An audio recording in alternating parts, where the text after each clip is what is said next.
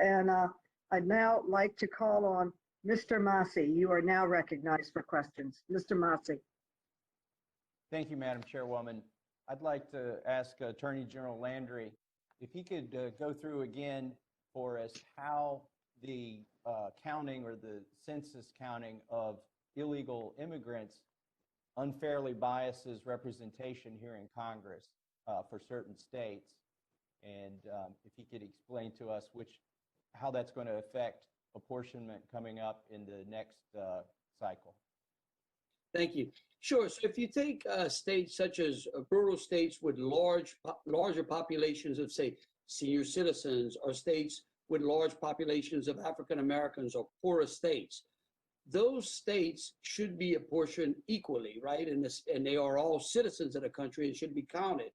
Those states such as California that embraces sanctuary city policies and basically attracts illegal immigrants to those cities are then unevenly weighted.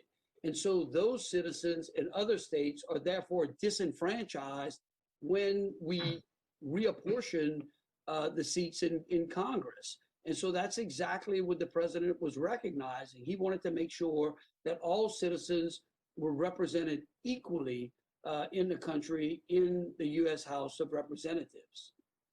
So if California gets an extra seat or two extra seats because of we're counting illegal aliens in California, there are only 435 seats in Congress. That means that some state or states somewhere are going to lose representation. Is that correct? That's correct. So right now, based upon what we're seeing, you would think that what we're seeing is that Minnesota, Ohio, and Alabama may be losing a congressional seat. So therefore, African Americans in Minnesota, Alabama, and Ohio, senior citizens in those particular states, are therefore going to be disenfranchised at the expense of illegal aliens in California. And then this sets up a perverse incentive for states to, if they want to get another representative in Congress, to incentivize illegal immigration into their states, doesn't it?